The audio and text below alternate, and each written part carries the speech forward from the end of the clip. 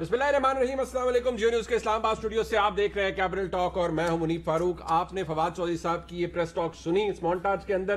दिलचस्प बात यह है कि इसी साल रियासत पाकिस्तान ने कलअदम TLP को कलअदम करार दिया था और उन्हें डिसबैन किया था अप्रैल 2021 में। आज हुकूमत का यह मौक़िफ़ है, रियासत का यह मौक़िफ़ है कि उन्हें एक मिलिटेंट ग्रुप के तौर पर डील किया जाएगा।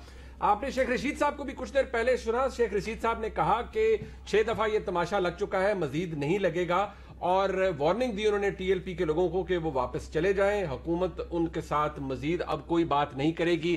कैबिनेट के अंदर जो बात हुई, इतलात ये आई कि वज़ीर आज़म पाकिस्तान ने तमाम नाजायज मुतालबात को मानने से इनकार किया है, लेकिन सवाल ये भी पैदा होता है कि जितनी दफा भी निगोसिएशन की गई TLP के साथ, जो मुतालबात उनकी तरफ से रखे गए वो तो वही थे जो अब भी हैं, और उस वक्त जो पॉलिसी अपनाई गई हुकूमत की जानिब से उसे गर्दाना जा रहा है कि वो एक अपीजमेंट की पॉलिसी थी। वो दुरुस्त थी या गलत थी, आज बहरहाल जो हो रहा है वो कुछ अच्छा नहीं हो रहा है। और पुलिस को सबसे बड़ा अभी तक नुकसान ये हुआ है कि 3 एहलकार शहीद हुए हैं, 70 के करीब जख्मी हैं, जिनमें से 8 क्रिटिकल हैं।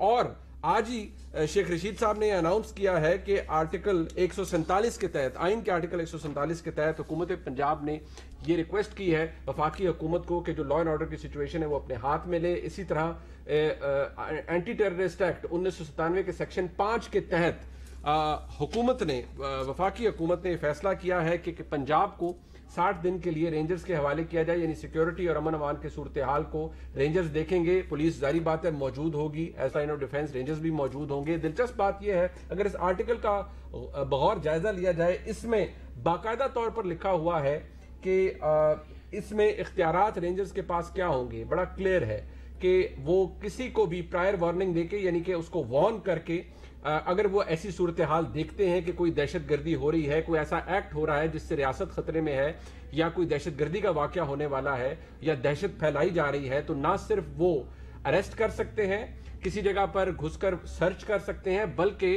फायर भी कर सकते हैं। ये बहुत इंपॉर्टेंट नुक्ता है सेक्शन 5 एंटी टेररिस्ट एक्ट 1997 का। इसके तहत लामहदूद इख्तियारात मौजूद हैं अब रेंजर्स के पास पंजाब में। जो कुछ हो रहा है उसके हवाले से किसी ने बड़ी दुरुस्त बात की कि शायद आज वो बात सही बैठती है कि हाथों की लगाई हुई गिरें अब शायद दांतों से खोलनी पड़ रही हैं। अपने मेहमानों का तारुफ करवाते हैं। मेरे साथ बराए राय इतलात व नशियात मौजूद हैं। फ़ारूक हबीब साहब स्टूडियो में, शुक्रिया फ़ारूक साहब आपका।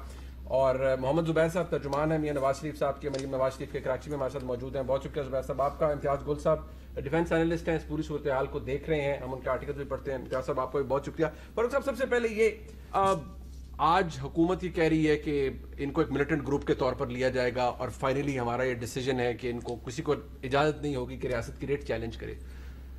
ये काम, और अब हुकूमत गिन रही है, शेख रशीद साहब गिन रहे कि ये 6 दफ़ा हुआ।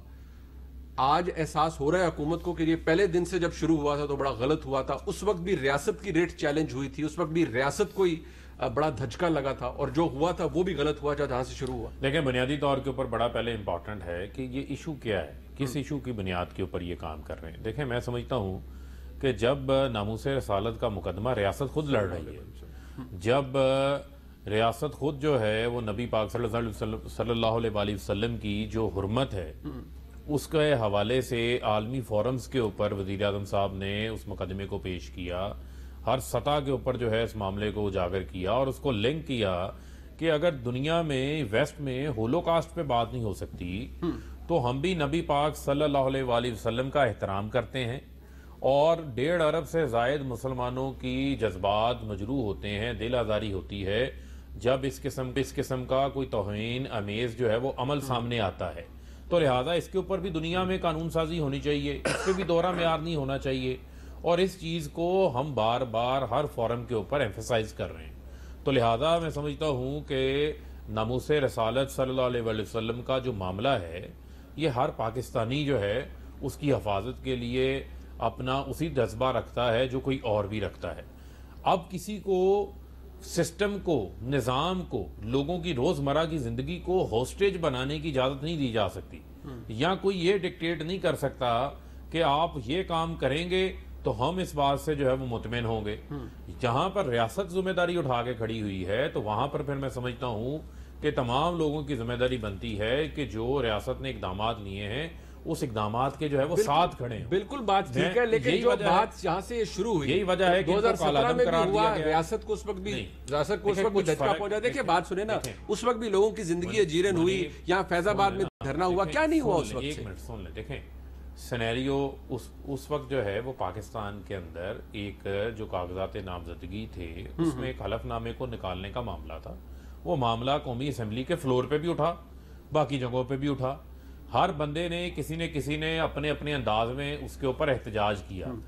یہاں پر توبہ نعوذ باللہ اب پاکستان کے اندر اس قسم کا کوئی معاملہ نہیں ہے جس کو بنیاد بنا کر ہر بار ایک ہی گروپ جو ہے وہ توڑ پھوڑ بھی کرتا ہے، وہ سڑکیں بھی بلاک کرتا ہے، اور وہ پولیس والوں کی جو ہے وہ جانیں بھی لینے پہ جو ہے وہ کسی قسم کا جو ہے وہ ان کو کوئی آپ درست کہ چلے آپ یہ کہتے ہیں وہ فرق تھا، آج فرق ہے، لیکن پھر آپ اسے گن رہے ہیں کہ وہ بھی غلط ہوا تھا. آپ جب 6 دفعہ کہتے ہیں تو آپ کہتے ہیں وہ شامل ہے. دیکھیں بنیادی طور کے اوپر پھر میں آپ کو یہ کہوں گا کہ کسی کو یہ اجازت نہیں ہونی چاہیے پاکستان کے اندر کہ وہ ریاست کی ریٹ کو چیلنج کرے. بالکل ٹھیک ہے، لیکن جب آپ جا کے معاہدے کرتے ہیں اور اس میں لکھتے ہیں کہ آپ فرانسیسی سفیر کے معاملے کو پارلیمنٹ میں لے کے جائیں گے، آج آپ کہہ رہے ہیں پرائم منسٹر کو یہ منظور نہیں ہے، درست بات ہے، یہ معاہدے کیوں کرتے رہے؟ دیکھیں بنیادی طور کے اوپر پہلے آپ کی کیا کوشش ہوتی ہے؟ آپ ہمیشہ یہ کوشش کرتے ہیں کہ بات چیز سے معاملات حل ہوں، ان کو سمجھایا جائے. یہ کام ہو ہی نہیں سکتا. ایک منٹ نہیں منیب سن لیں. نہیں، آج ہم یہ بات کیوں کہہ سکتے ہیں، کیوں سٹرونگ فوٹنگ کے اوپر کہہ سکتے ہیں؟ کیونکہ ریاست نے بات کی ہے. ریاست نے جو ہے وہ اپیزمنٹ کرنے کی کوشش کی ان کے ساتھ، ان کو سمجھانے کی کوشش کی، ان کو قائل کرنے کی کوشش کی، اور آج بھی ان کو یہ سمجھا رہے ہیں کہ آپ سن لیں نا، آج بھی ان کو یہ سمجھا رہے ہیں کہ آپ نے جو رستہ اختیار کیا ہے وہ رستہ جو ہے وہ درست راستہ نہیں ہے. ٹھیک ہے، جتنے ان کے 2 مطالبات کے علاوہ جتنی چیزیں تھی، گرفتاریاں تھی، باقی چیزیں تھی، وہ تمام مانی گئی. لیکن اب یہ نہیں ہو سکتا کہ آپ سسٹم کو ہاسٹیج بنائیں. زبیر صاحب مجھے بتائیے کہ سر حکومت کا اس معاملے پر، پاکستان مسلم لیگ نون سب سے بڑی جماعت ہے اپوزیشن کی، آج اگر حکومت نے، ریاست نے فیصلہ کیا ہے کہ ان کو ملیٹنٹ گروپ کے طور پر ڈیل کرنا ہے، آپ حکومت کے ساتھ ہیں اس فیصلے میں؟ کل تک تو بالکل الگ تھے. کل تک ہم ان کو یہ دیکھیں، ہم ایک پولیٹیکل پارٹی ہیں اور پی ٹی آئی بھی پولیٹیکل پارٹی ہے.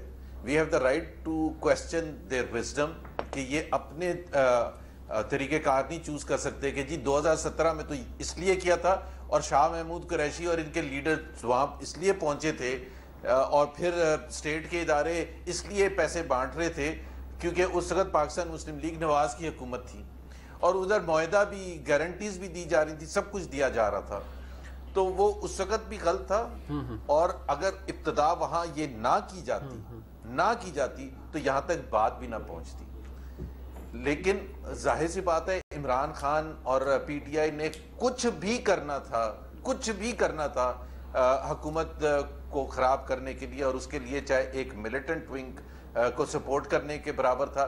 دیکھیں نا، ڈیمانڈز ہر ایک ہی ہو سکتی ہیں، اس وقت بھی ڈیمانڈز تھیں، اور وہ ڈیمانڈز کو منوانے کا طریقہ کار بھی ڈیفائنڈ ہے پاکستان کے آئین میں.